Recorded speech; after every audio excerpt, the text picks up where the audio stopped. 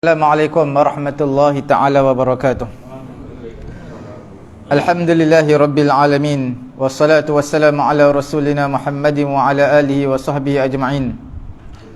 Allahumma aghnina bil ilmi wa zayyinna bil hilmi wa akrimna bit taqwa wa jammilna bil afiyati ya arhamar rahimin. Rabbi shrah li sadri wa yassir li amri wahlul 'uqdatam min lisani yafqahu qawli. Rabbi yassir wa la tu'assir wa tammim bil khair. Wa bika nasta'in wa la hawla wa la quwwata illa billahil aliyyil azim. Alhamdulillah tuan-tuan yang dirahmati Allah Subhanahu wa taala, kita sambung perbincangan mengenai bab solat jemaah. Insya-Allah pada malam ini kita akan lihat dari sudut mengulangi solat fardu untuk kali yang kedua. Hukumnya adalah sunat. Untuk pengetahuan tuan-tuan, bila dah sembahyang fardu, tak kira sembahyang fardu secara berseorangan ataupun berjemaah, maka hukumnya disunatkan bagi orang yang dah sembahyang fardu, tidak kira sembahyang zuhur, subuh ataupun maghrib isyak, walaupun selepas itu waktu yang diharamkan untuk sembahyang seperti asar, selepas itu tak boleh sembahyang dah, tapi disunatkan juga untuk kita sembahyang fardu asar untuk kali yang kedua. Begitu juga subuh, lepas sembahyang fardu subuh tak boleh sembahyang lah, tetapi disunatkan untuk mengulangi sembahyang fardu subuh untuk kali yang kedua selepas itu. Dia ada beberapa syarat. Hukum mengulangi sembahyang fardu 5 waktu ini, bermula subuh sehingga ke isyak, hukumnya adalah sunat dengan beberapa syarat lah. Apa dalil dia? Kita lihat dalil yang pertama. Nabi SAW salla subha fara'a rajulaini lam yusalliya ma'ahu. Nabi SAW telah sembahyang fardu subuh. Nabi dah selesai sembahyang. Kemudian Nabi lihat ada 2 orang lelaki tak sembahyang bersama Nabi, duduk kat belakang. Orang semua sedang sembahyang. Nabi dah beri salam, selesai sembahyang, Nabi alih tengok belakang, ada 2 orang tak sembahyang. Faqala ma mana'akuma an tusalliya ma'ana. Apa yang menegah kamu untuk kamu sembahyang bersama-sama dengan kami? Apa sebab dia? Qala sallaina fi rihalina. 2 orang lelaki tadi kata, kami dah sembahyang ke tempat kami dah. Dekat sini mungkin lambat sembahyang, kami sampai-sampai kamu sedang sembahyang. Kami dah sembahyang tempat kami.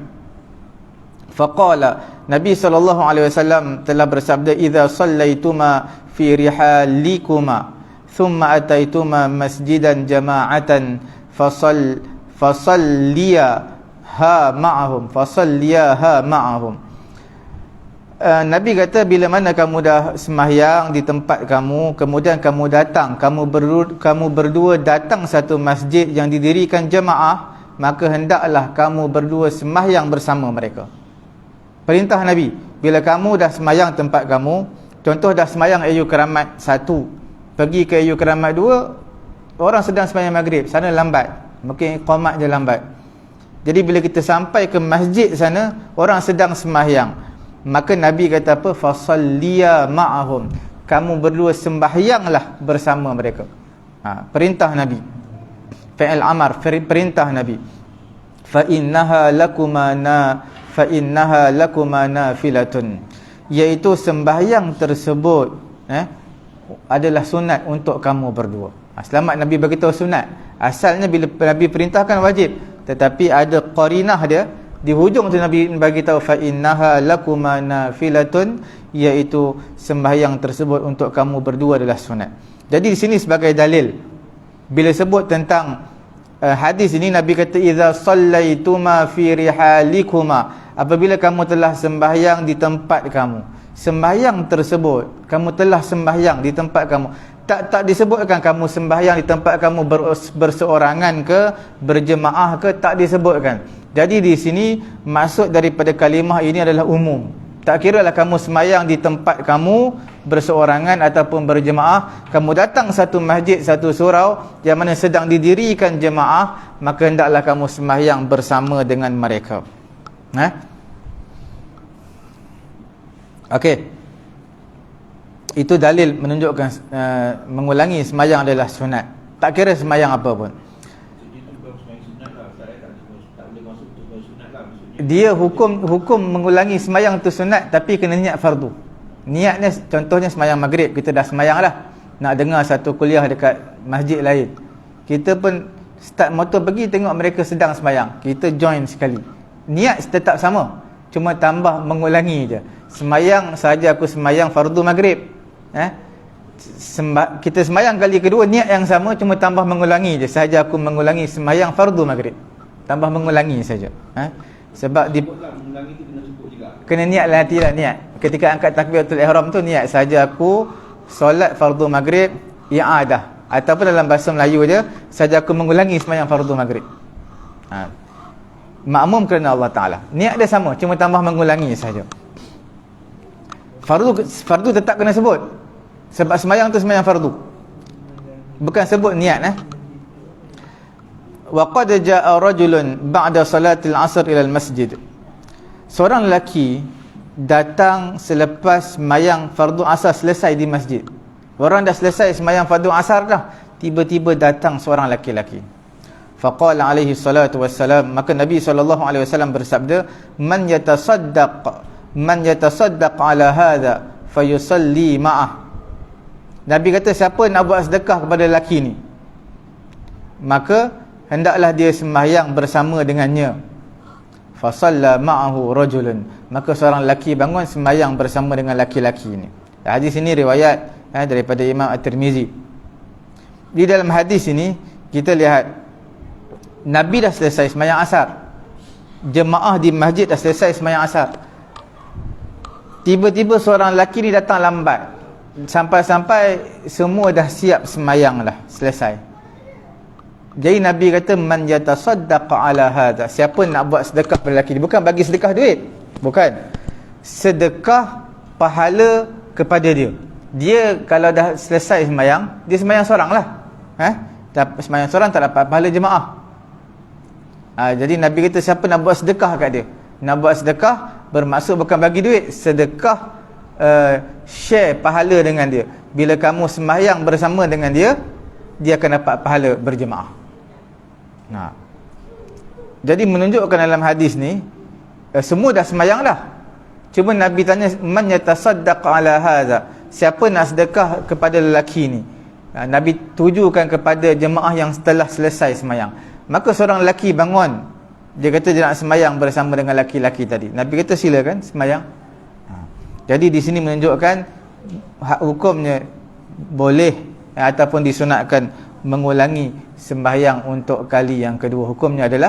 Hukumnya adalah sunat. Imam boleh, makmum boleh, dua-dua boleh. Dua-dua boleh.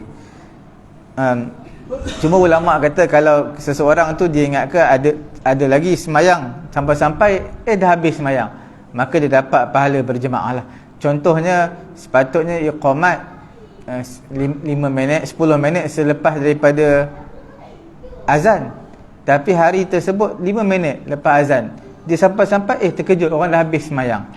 Jadi ulama kata dia dapat pahala jemaah. Dia dapat pahala jemaah sebab dia ingat ke orang sedang menunaikan sembahyang jemaah, rupanya dah habis dah, pahala jemaah tetap dapat. Tapi jangan buat selalulah. Tapi mana hari ni dia datang asar dah habis selesai sembahyang, esok maghrib datang dah habis sembahyang. Ustaz kata tak apa, sebab bila dah selesai sembahyang kita sampai-sampai dapat pahala jemaah. Dia buat 5 waktu macam tu. Bukanlah maksudnya setiap waktu kena buat, secara kebetulan lah, maksudnya kita mungkin terlambat bangun tidur lambat, tiba-tiba sampai dah selesai dapat pahala jemaah. Kemudian kita lihat mengenai dengan kita kata disunatkan mengulangi sembahyang fardu ini, tak termasuk sembahyang fardu, sembahyang yang nazar. Kita nazar untuk sembahyang. Jadi bila sembahyang sunat lah kita nazar, jadi hukumnya wajib. Jadi bila nazar tak boleh ulang untuk kali kedua, tak disunatkan lah. Kemudian kalau seseorang itu bernazar solat yang disunatkan jemaah padanya, seperti sembahyang tarawih, maka disunatkan untuk mengulangi solat tersebut. Contohnya sembahyang tarawih ni sunat, tapi seorang dia kata, aku bernazar bulan Ramadan tahun ini aku nak sembahyang aku nak sembahyang tarawih penuh 20 rakaat di masjid, maka hendak dia hukumnya wajib. Sembahyang tarawih itu sunat, tapi bila dia bernazar di atas ibadat yang sunat jadi wajib.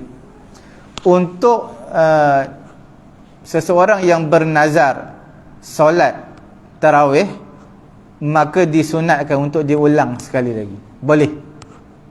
Sebab apa? Konsep dia setiap sembahyang, setiap solat yang disunatkan berjemaah, maka disunatkan untuk mengulangi dia sekali lagi. Apa tujuan orang nazar sembahyang tarawih pada bulan Ramadan? Bulan Ramadan ni, untuk pengetahuan tuan-tuan, bila sembahyang sunat digandakan, sama dengan ibadat fardu, satu ibadat fardu di bulan yang lain. Kalau satu ibadat fardu digandakan 70 kali dalam bulan-bulan yang lain, ibadat dalam bulan-bulan yang lain, jadi dia nazar, jadi hukumnya wajib. Bila wajib, jadi sembahyang tarawih itu bukan lagi dapat pahala fardu, melaksanakan ibadat sunat dalam bulan Ramadan, tetapi dapat 70 kali ibadat fardu pada bulan-bulan yang lain. Sebab tu dia nazar. Cuma kita nak bagi tahu di sini, untuk sembahyang yang mana disunatkan berjemaah, maka disunatkan untuk mengulangi solat tersebut. Bukan kata sembahyang fardu je, sembahyang sunat yang disunatkan berjemaah boleh kita ulang. Witir boleh ulang, witir boleh ulang lah.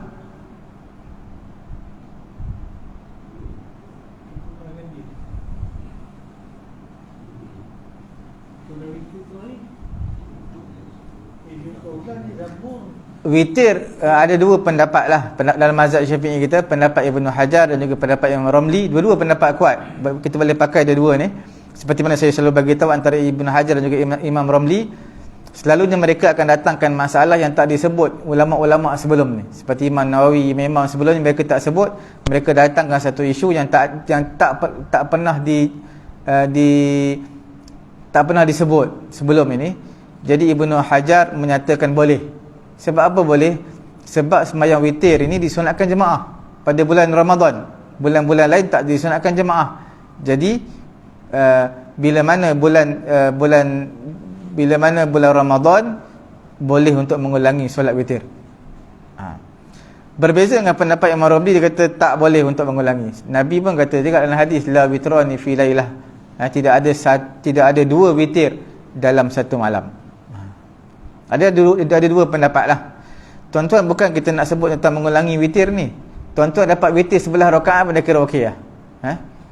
11 rakaat. Mana kalau mengulangi tu, tuan-tuan nak tambah lagi 11 rakaat. Jadi 22 rakaat semua witir. Kita dapat buat 5 rakaat, 7 rakaat pun dah kira okey lah. Tak perlu mengulangi lah witir ni. Sebab 11 rakaat tu satu angka yang besar. Tarawih pun tak sampai pun, tarawih pun 8 pun dah letih. Tambah dengan witir, dapat 7 pun dah okey. Solat jenazah, tuan-tuan dah sembahyang jenazah di sini, tiba-tiba jenazah bawa pula ke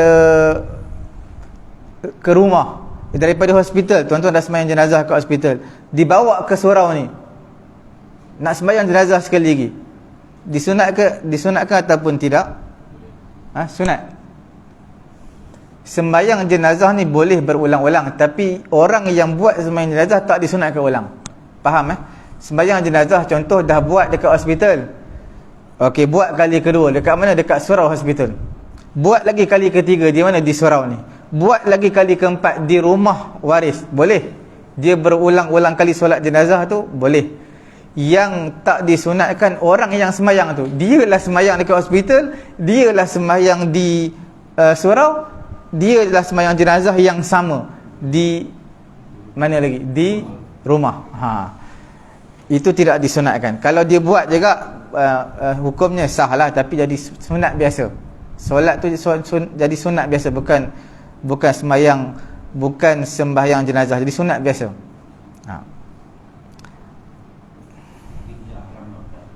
Tak, bukan satu perkara yang haram lah. Kemudian termasuk juga bila sebut tentang sembahyang fardu disunatkan mengulangi, begitu juga sembahyang Jumaat. sunat juga ulang. Tapi dengan syarat-syarat je lah, bilangan cukup 40 orang semua. Maknanya bila bersebut tentang sembahyang fardu, sembahyang Jumaat pun disunatkan ulang juga. Sebab dia pun fardu juga, sembahyang Jumaat, tapi dengan syarat-syarat je lah.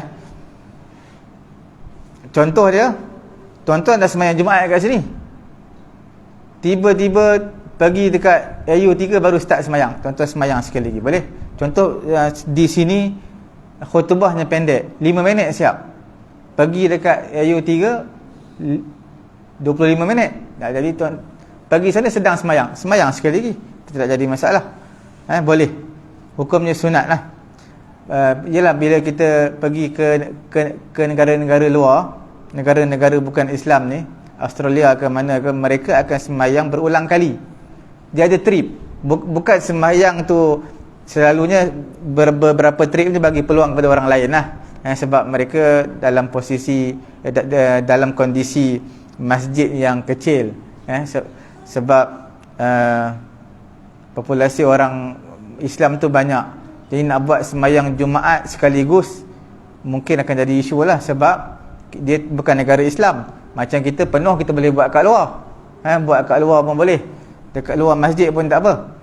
Tapi bila mana sembahyang di negara yang bukan Islam, mereka kena sembahyang dalam masjid je. Jadi mereka ada trip pertama, trip kedua, trip ketiga. Okey. Dengan beberapa syarat. Syarat yang pertama, kita nak mengulangi sembahyang fardu, syarat yang pertamanya adalah solat tersebut mesti dalam waktu. Contoh tuan-tuan sembahyang maghrib tadi secara berjemaah, nak solat kali kedua masih dalam waktu maghrib, bukan dah masuk azan isyak dah. Itu syarat yang pertama lah. Walaupun waktu yang makruh ni maknanya lepas asar waktu tak boleh sembahyang, makruh tahrim. Tuan-tuan dah sembahyang fardu asar, tak boleh sembahyang lah, tapi boleh untuk mengulangi sembahyang fardu. Kemudian antara syarat yang kedua adalah solat tersebut tak boleh ulang lebih dari sekali. Tuan-tuan dah sembahyang maghrib, sembahyang sekali lagi untuk kali kedua, cukup. Tak ada dah sembahyang kali ketiga, tak ada dah. Dia nak ulang, disunatkan sekali saja ulang. Sembahyang solat yang disunatkan berjemaah pun begitu, sekali je ulang. Berbeza dengan sembahyang istisqa. Sembahyang istisqa pun disunatkan berjemaah juga. Istisqa ni apa dia? Solat sunat minta hujan. Solat sunat minta hujan ini, dia lebih dari sekali pun tak apa. Selagi hujan tak turun, tuan-tuan sembahyang minta. Okey, lepas ni kita sembahyang, lepas zuhur kita solat sunat istisqa, lepas asar kita solat sunat istisqa. Kita kumpulkan seluruh penduduk kawasan ni, bawa orang-orang tua, orang-orang sakit, semua datang sekali. Kita berdoa. Mana tahu doa-doa orang yang sakit ni mustajab, doa-doa orang yang tidak sihat, doa budak-budak semua bawa. Haiwan-haiwan pun bawa. Sepatutnya kalau ada haiwan-haiwan, ada bela kambing ke lembu, bawa. Kerana mereka semua perlukan kepada air. Jadi solat-solat istisqa ini adalah disunatkan apa? Berulang-ulang, lebih dari sekali pun tak apa, selagi mana tak turun hujan. Solat hajat tak disunatkan secara berjemaah. Solat hajat tak disunatkan berjemaah. Bila tak disunatkan berjemaah, tidak disunatkan berulang-ulang kali, sekali boleh. Sebab dia solat sunat mutlak sebenarnya. Solat sunat hajat, solat sunat mutlak. Solat sunat mutlak ni solat sunat tanpa niat pun tak apa. Saja aku solat sunat 2 rakaat, maknanya dalam tu kita boleh niat hajat kita lah. Okey. Kemudian yang ketiga, yang pertama dalam waktu, yang kedua adalah sembahyang tersebut tak boleh lebih pada sekali, ulang untuk kali kedua saja, tak boleh kali ketiga. Kemudian antara syarat yang ketiga adalah dia kena niat fardu.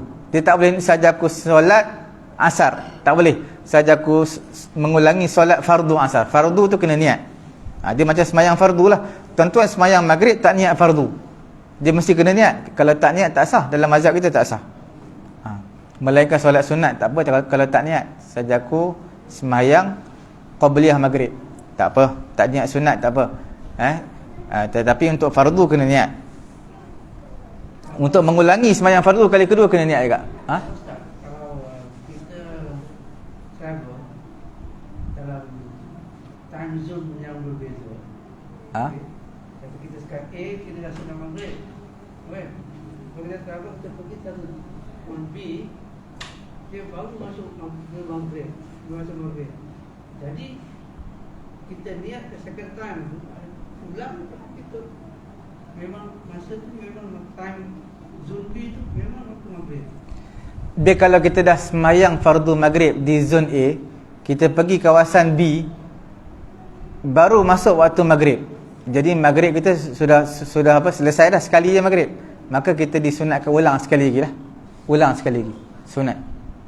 Kena ulang ke apa? Kena ulang. Sunat lah, sunat ulang. Sebab kita dah semayang maghrib lah. Semayang maghrib hanya sekali je. Semayang maghrib sekali je. Jadi bila kita pergi satu kawasan, baru maghrib, kita dah semayang maghrib lah. Jadi disunat untuk kita ulang sekali lagi lah.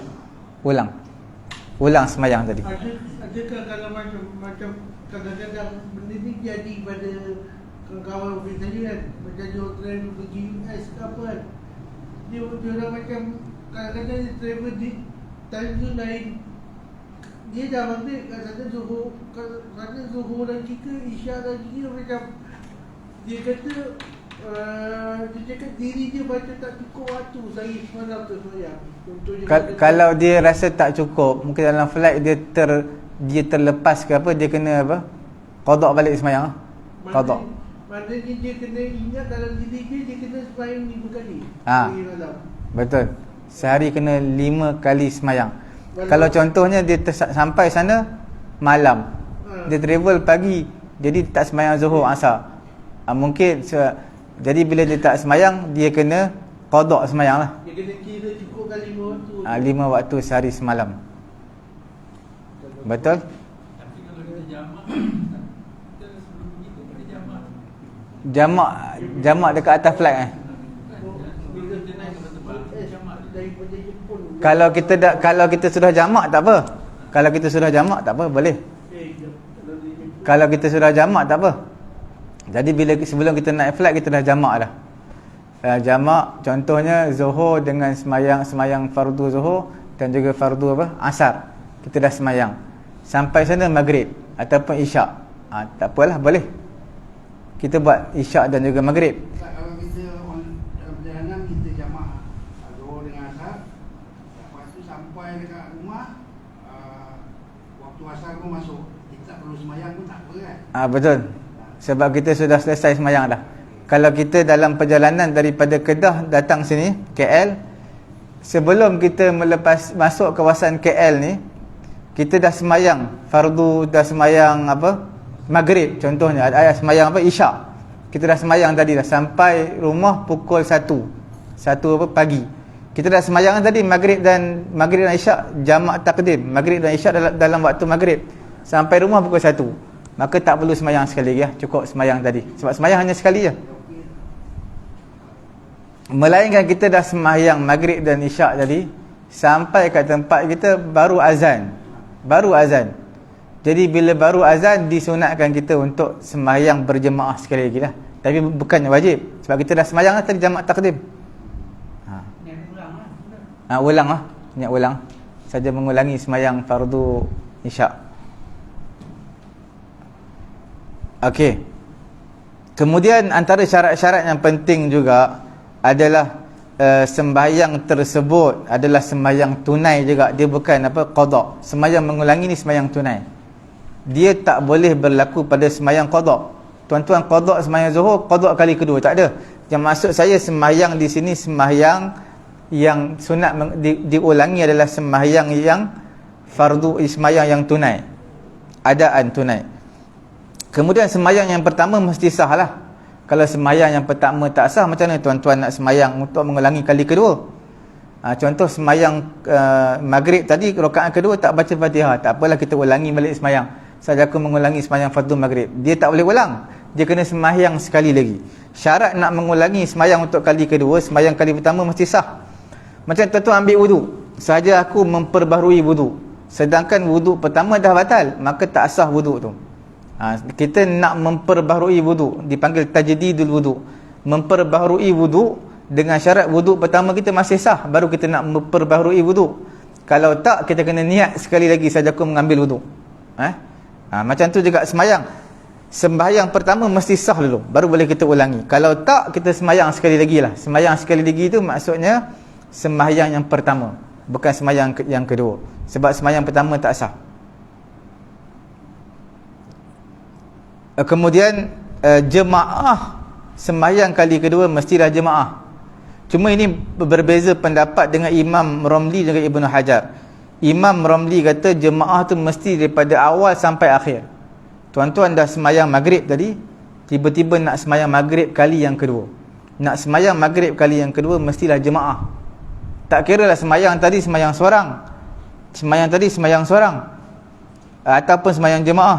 Tapi syarat untuk mengulangi sembahyang fardu, syaratnya mestilah secara berjemaah. Cuma syarat Imam Romli agak ketat. Berjemaah tersebut bermula daripada awal sembahyang sampai ke akhir. Berbeza dengan pendapat Ibnu Hajar, dia kata cukup dapat satu rakaat pun tak apalah. Dapat satu rakaat pun jadilah untuk mengulangi sembahyang fardu untuk kali kedua. Okey.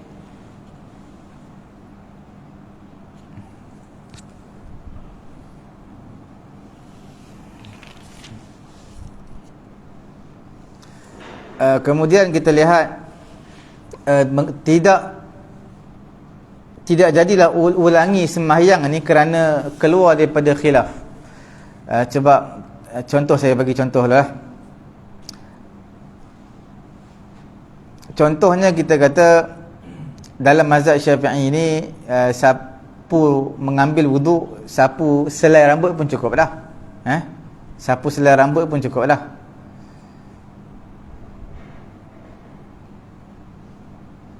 Contoh yang kedua, dalam mazhab Syafi'i, dalam mazhab Hanafi, sekiranya keluar darah daripada anggota badan kita, wuduk kita batal. Bukan sembahyang tu batal, wuduk tu batal.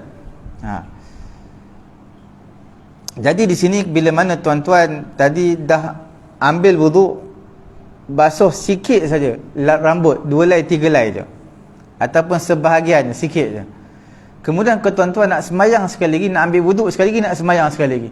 Sebab apa? Sebab dalam mazhab Malik dia kena sapu semua kepala. Untuk keluar daripada khilaf ni, tuan-tuan sembahyang, ambil wuduk sekali lagi, sembahyang sekali lagi. Ini pun sebenarnya tak termasuk perbincangan kita. Perbincangan kita adalah mengulangi sembahyang fardu, tak termasuk dalam bab ni. Ini ulang juga, tapi dia bukanlah dipanggil i'adatus solat asy-syar'iyyah. Bukanlah mengulangi solat yang kita maksudkan, yang kita bincangkan sebentar tadi. Contoh yang saya bagi tahu tadi, bila mana keluar saja darah daripada badan, maka wuduk dia batal. Dalam mazhab Hanafi, dia pun ambillah wuduk sembahyang sekali lagi. Sebab apa? Nak meraihkan mazhab Hanafi yang kata batal kalau keluar darah, wuduk tu batal. Jadi nak buat macam tu pun boleh, nak sembahyang sekali lagi boleh, tapi dia bukan perbincangan kita yang kita sebutkan tadilah. Kemudian seperti mana syarat-syarat sembahyang, kalau nak ulang sembahyang kali yang kedua, hendaklah sembahyang tersebut sama rukun-rukun dia. Mestilah berdiri, tak boleh sembahyang duduk. Walaupun dia dari segi gambarannya sembahyang tersebut sunat. Dari segi gambarannya sembahyang tersebut adalah sembahyang fardu, tetapi hakikatnya adalah sembahyang sunat. Sebab gambaran dia seperti sembahyang fardu, tak boleh sembahyang duduk. Kemudian bila mana sembahyang, dia kena niat sembahyang fardu. Kemudian rukuk, kena rukuk sempurna, semua kena sempurna. Gambarannya seperti sembahyang fardu, tapi hakikatnya bukan sembahyang fardu, dia adalah sunat. Sebab dia diulangi untuk kali yang kedua. Okey, boleh kita lihat sikit lagi. Ada apa persoalan tu? Itu untuk orang yang rajin sembahyang lah. Untuk yang rajin sembahyang untuk kali kedua. Tapi tuan-tuan, bagi pendapat saya, jaga sembahyang sunat rawatib pun cukup lah. Solat sunat qabliyah, solat sunat ba'diyah, itu pun dah cukup lah. Kalau dah tak ada kerja sangat, boleh nak ulang sekali lagi sembahyang lah, sembahyang fardu tu. Tapi dia bukan satu perkara yang mudah lah. Kadang-kadang rawatib pun kita tak sempurna buat 12 rakaat. Sebab siapa yang sembahyang sunat 12 rakaat satu hari, solat sunat rawatib ni qabliyah dan juga ba'diyah, Allah Ta'ala akan binakan satu mahligai, satu istana dekat dalam syurga nanti. Setiap hari kena 12 rakaat. Ini yang lebih afdal, sembahyang ulang ni sembahyang sunat biasa. Mana lebih afdal? Kalau ikut kan mana yang lebih afdal ni payah sikit kita jawab. Tapi kalau ikut kan dua-dua tu baik. Cuma sembahyang yang Nabi jaganya sebab solat sunat rawatib lah. Sebab solat sunat rawatib ni ulama berbeza pendapat tau. Adakah solat sunat rawatib ini antara solat sunat tertinggi ataupun solat sunat pada waktu malam, solat sunat tahajud, qiyamul lail adalah yang paling tinggi. Mengikut majoriti di kalangan ulama, dia kata apa? Dia kata solat sunat rawatib yang paling tinggi berbanding semayang malam.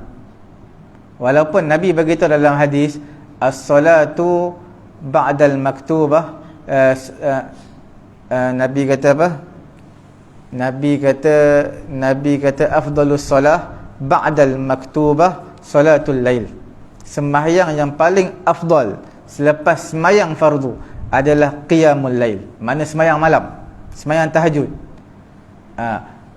Sebahagian ulama Syafi'i mereka mengambil dalil pada hadis tu. Mana sembahyang yang sunat yang terbaik adalah qiyamul lail, sembahyang tahajud. Tapi majoriti di kalangan ulama kata tak. Sembahyang yang mengiringi sembahyang fardu itulah sembahyang yang afdal, yang terbaik, iaitu solat sunat rawatib qabliyah dan juga ba'diyah. Seperti mana puasa pada bulan Ramadan, puasa yang terbaik adalah puasa yang berjiranan dengan dia. Puasa sunat pada bulan Syawal sebab dia jiran. Selepas bulan Ramadan bulan Syawal, 6 hari bulan Syawal.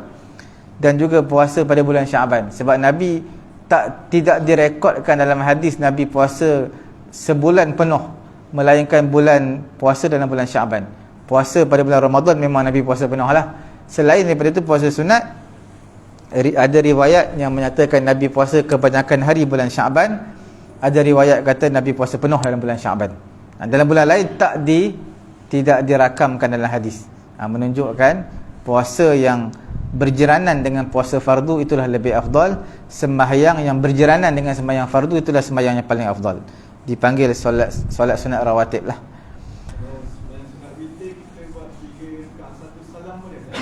Solat witir 3 rakaat 1 salam boleh. Tapi jangan buat tahiyat awal. Kalau buat tahiyat awal makruh. Sebab Nabi larang jangan kamu samakan solat maghrib dengan solat witir. Jangan kamu samakan solat witir dengan solat maghrib. Jadi nak buat 3 rakaat 1 salam boleh, tapi jangan buat tahiyat awal. Kalau buat tahiyat awal hukumnya makruh dalam mazhab Syafi'i kita lah. Dalam mazhab Hanafi dia yang afdal sambung 3 rakaat sambung. Sebab mereka kata maghrib itu adalah witir pada waktu malam, witir pada waktu siang. Maghrib witir itu adalah solat ganjil pada waktu malam. Jadi maghrib adalah solat ganjil pada waktu siang, solat witir waktu siang. Witir pada waktu 3 rakaat itu adalah witir pada waktu malam. Jadi dalam mazhab Hanafi 3 rakaat 1 salam afdal. Mazhab Syafi'i kita pisahkan 2 rakaat beri salam, 1 rakaat beri salam. Itu yang afdal. Berdasarkan umum hadis Nabi sembahyang rakaat Nabi sembahyang sunat 2 rakaat beri salam, 2 rakaat beri salam. Nabi solat masna 2 rakaat beri salam. Okey. Kemudian kita lihat harus bagi orang yang sembahyang seorang, dia niat untuk mengikut imam pada tengah-tengah sembahyang dia. Tuan-tuan sembahyang seorang, tiba-tiba tengah-tengah sembahyang, tak kira rakaat pertama ke kedua ketiga ke, niat mengikut imam. Hukumnya adalah harus. Walaupun berbeza rakaat. Tuan-tuan sembahyang seorang, rakaat pertama kedua, tiba-tiba rakaat ketiga baru start niat mengikut imam. Hukumnya harus. Tetapi makruh lah, tidak mendapat pahala berjemaah. Harus. Tapi tuan-tuan kena faham tak, maksud harus sembahyang berseorangan di tengah-tengah niat imam, maksudnya tuan-tuan sembahyang rakaat pertama ke kedua ke tidak terikat dengan perbuatan imam. Jangan pula imam berrukuk, tuan-tuan pun rukuk. Imam i'tidal, tuan-tuan pun i'tidal, ikut imam, tapi tak niatnya di tengah-tengah. Itu tak sah. Maksud saya di sini, niat tak ikut imam. Dia sembahyang seorang, tak ada terikat apa-apa dengan imam. Imam nak rukuk lah, imam nak sujud lah, aku sembahyang seorang macam biasa. Cuma di tengah-tengah tu tiba-tiba dia niat sebagai makmum, hukumnya harus di tengah-tengah sembahyang. Tapi bukan tuan-tuan sembahyang berjemaah cuma tak ikut imam, rukuk sujud tapi tak niat ikut imam. Di tengah-tengah rakaat ketiga baru ikut imam, itu tak sah. Sebab tuan-tuan daripada awal dah terikat perbuatan dengan imam. Boleh faham Itu perbezaan dia halus sikit lah. Duna ma'mum kharaja minal jamaah, bukan bagi makmum yang keluar daripada jamaah kerana seumpama berhadasnya imam, maka tidak makruh baginya untuk masuk pada jemaah yang lain. Contoh tuan-tuan sembahyang tadi ada dua orang, ada makmum seorang, imam seorang. Tiba-tiba imam terkentut, imam pergi batal ambil wuduk, tuan-tuan sembahyang seorang. Tengok-tengok ada jemaah lagi satu di hadapan tuan-tuan. Tuan-tuan langkahlah beberapa langkah, niat pula makmum ikut jemaah depan, hukumnya harus. Itu tidak makruh. Sebab apa? Tuan-tuan tinggal seorang, imam dah tinggal tuan-tuan. Sebab imam batal sembahyang, tinggal seorang-seorang. Sebenarnya masalah ni kita lihat seperti masalah yang minggu lepas kita bincang tau. Yang mana minggu lepas ada tanya apa dia, makmum dia masbuk, imam dah selesai sembahyang, makmum ni yang dua orang makmum yang masbuk, dia bangun selesaikan sembahyang dia, tiba-tiba salah seorang daripada dia undur belakang jadi makmum. Hukum dia apa? Yang saya bagi tahu minggu lepas tidak dibenarkan. Tapi kalau kita baca betul-betul di sini, hukumnya boleh lah. Sebab asalnya dia ikut imam depan, tapi dia dah terputus sebab imam dah beri salam habis. Dia pula jadikan kawan dia sebagai imam, dia jadi makmum. Hukumnya harus, boleh. Hukumnya boleh dan tidak makruh, boleh. Sebab apa? Sebab apa boleh? Yang kata makruh tu bila mana dia sembahyang seorang-seorang, tiba-tiba di tengah-tengah sembahyang baru terlintas nak ikut berjemaah, dia niat makmum. Tak termasuk masalah ini imam dan juga makmum dua orang, imam seorang makmum seorang. Tiba-tiba imam terkentut, imam keluar, makmum tu tinggal seorang aja. Jadi dia ni tidak ada sembahyang jemaah, nampak ada orang sedang berjemaah kat depan dia pun maju ke hadapan menjadi makmum. Walaupun dia sedang sembahyang, menjadi makmum kepada jemaah depan, hukumnya boleh, tidak makruh. Tidak makruh masuk jemaah yang lain. Sebab apa tidak makruh? Sebab dia memang tidak ada jemaah bagi dia lah. Sebab imam dah lari dah. Sebab imam batal, imam terkentut. Sama macam tadi juga. Imam dah beri salam, dah selesai. Dua orang makmum yang masbuk, dia pun selesaikan sembahyang dia. Tiba-tiba salah seorang undur belakang menjadi makmum kepada makmum yang kepada kawan dia tadi. Dia pun masbuk juga, kawan dia pun masbuk juga. Dua-dua masbuk. Dia undur belakang jadi makmum dan melantik kawan dia sebagai imam. Boleh, tak jadi masalah lah. Tidak makruh, hukumnya harus. Okey. Boleh kaji ke saya?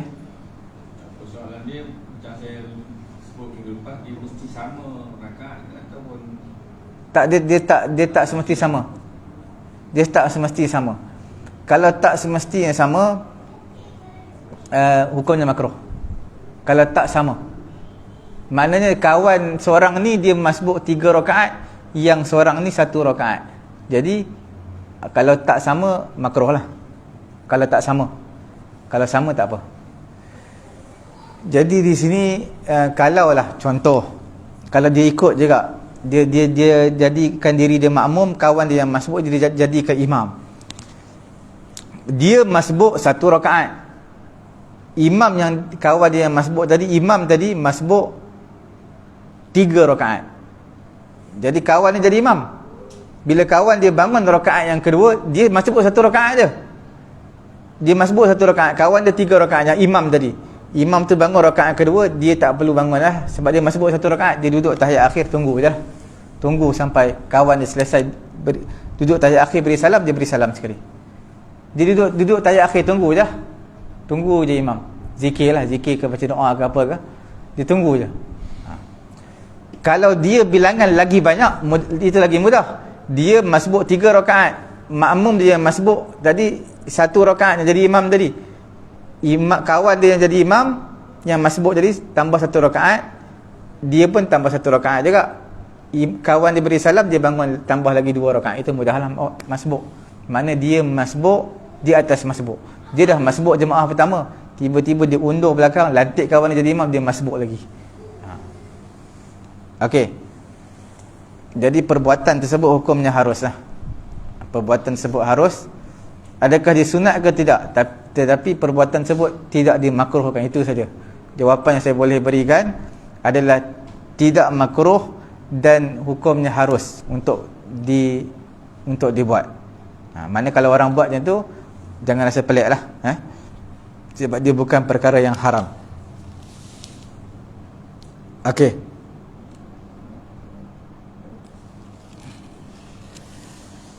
Orang yang ikut niat jemaah di tengah-tengah tadi, dia niat jemaah di tengah-tengah,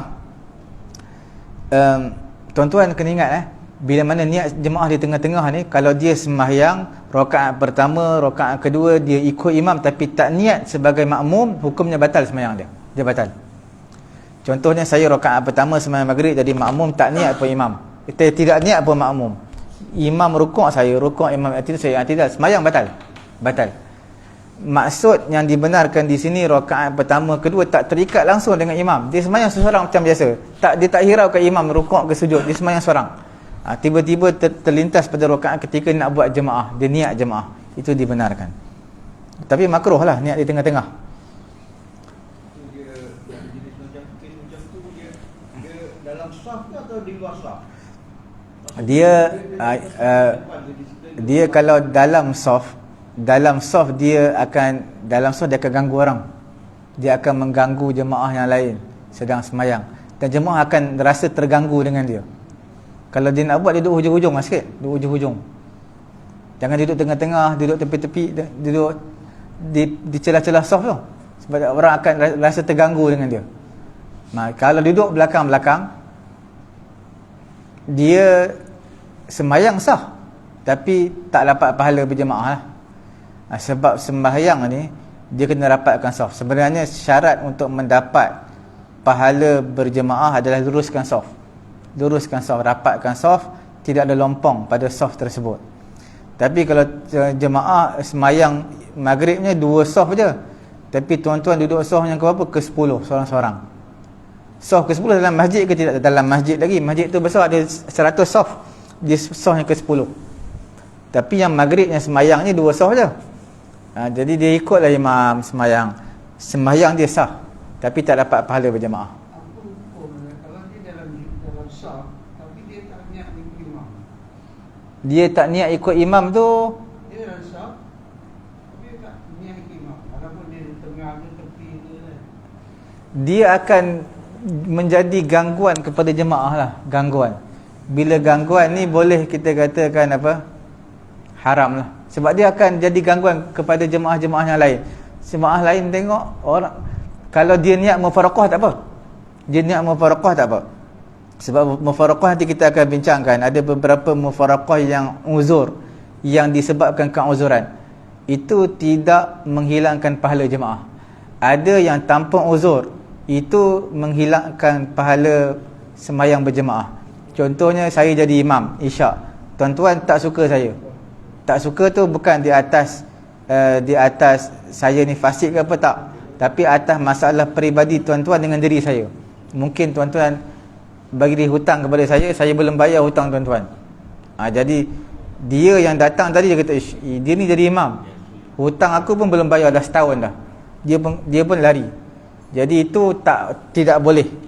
Itu bukan disebabkan kita panggil disebabkan keuzuran. Maknanya kalau dia mufaraqah sembahyang, maka tak dapat pahala berjemaah. Tapi kalau dia mufaraqah tu ada sebab imam baca panjang sangat, saya nak beli pampers anak lagi ni, kedai tutup pukul 9. Jadi imam baca rakaat pertama pun dah 8.55, rakaat pertama, tak masuk rakaat kedua lagi. Jadi dia kata aku selesaikan sembahyang seorang-seorang lah. dia mufaraqah daripada imam, tak nak ikut imam, dia selesaikan sembahyang. Kemudian dia pergi kedai, pergi beli pampers anak dia. Maka mendapat pahala berjemaah. Sebab apa? Sebab imam lambat sangat. Imam laju sangat pun boleh juga. Imam laju sangat, semput kita, laju sangat imam. Jadi kita niat mufaraqah lah, maka tetap mendapat pahala berjemaah. Sebab itu dengan keuzuran kita panggil. Ada beberapa sebab-sebab yang lain lah. Nanti kita akan bincangkan insya-Allah. Ada apa-apa soalan lagi? Ustaz, dengan yang Ustaz tadi tu yang saya tanya Ustaz pada dekat tu. Saya pernah dengar macam yang macam ni yang lah. Dia kata Jumaat kita perlu satu rakaat saja. Okey. Jadi dia dah dapat satu rakaat, dia ada keuzuran. Dia tak ikut imam selepas rakaat pertama ni. Dia sendiri Assalamualaikum. Rakaat kedua lebih terdahulu daripada imam. Saya ingat saya dengar dia kata boleh. Sebab dia ada keuzuran dia macam dia nak Macam dia sedih lah. cepatlah. Macam dia jadi kalau untuk Jumaat boleh ke hujan tu dia Macam apa tu? macam sembahyang Jumaat tadi tu dia dah dapat satu rakaat, maknanya dia dah dapat Jumaat kan? Salah dapat Jumaat. Dia macam ni lah, kita sembahyang Jumaat, tiba-tiba imam hilang, lari. Tak tahu lah imam tu takut ke, gemuruh ke, ataupun dia batal ke, dia lari. Jadi jemaah semua yang Bilal dia tak nak naik imam. Sepatutnya kalau imam lari, orang belakang naik. Sekarang semua tak nak naik. Jadi selesaikan sembahyang masing-masing. Mana kalau dah sempurna satu rakaat, masing-masing sempurnakan satu rakaat lagi. Kalau tak sempurna lagi satu rakaat, kena sembahyang zuhur. Tapi kalau macam tadi, kena batalkan lah, kena sembahyang Jumaat sekali lagi ya. Sebab tak cukup satu rakaat. Kalau dah cukup satu rakaat, boleh setiap seorang sembahyang sendiri-sendiri, tambah satu lagi. Maksud saya yang tadi ni imam dia tak lari. Imam dia ada lah. Imam dia lari. Dia Tak. tak lari. Kita dah dapat rakaat pertama dengan imam. Rakaat kedua teringat pula aku nak cepat ada urusan yang pula. Macam main pampers tadi lah. Macam rakaat kedua tu dia sembahyang sendiri. Dia ambil rakaat kedua dia salam. Boleh. Boleh tak? Boleh. Dia tak perlu Boleh. Jadi boleh. Dia kalau rakaat pertama sembahyang Jumaat, dia bersama dengan imam, dah sempurna rakaat pertama. Tiba rakaat kedua ni dia nampak tai cicak pada imam, contoh tai cicak. Jadi dia pun niat mufaraqah dengan imam, dia sempurnakan satu rakaat lagi. Kalau tanpa sebab, tak ada sebab apa-apa, tapi dah sampai satu rakaat, dia saja-saja niat mufaraqah, maka hukumnya boleh lah. Hukumnya boleh, tapi dia tak mendapat pahala berjemaah. Mengenai dosa ataupun tidak, wallahu subhanahu wa ta'ala alam. Saya tak tahu dosa ataupun tidak orang yang buat seperti itu. Kalau ikutkan sembahyang dia sah lah. Sebab dia dah dapat Dari segi hukum, dapat satu rakaat bersama dengan imam walaupun sembahyang Jumaat, ketika sembahyang Jumaat lah cerita ni, maka dia tambah je satu rakaat lagi. Maknanya satu rakaat tu, kalau dia nak mufaraqah pada imam pun tak apa, sama ada mufaraqah dengan uzur ataupun tanpa uzur. Mufaraqah dengan uzur ni maksud dia nampak tak cicak kat belakang imam lah, dia terus niat mufaraqah, sembahyang tambah satu rakaat lagi. Tapi kalau dia tak ada nampak apa-apa pun kat imam tu, cuma dia nak cepat, imam pun bukannya baca lambat pun, biasa je, hukumnya boleh. Cuma berdosa ataupun tidak, itu saya tak pastilah, tapi dari segi perbuatan dia boleh.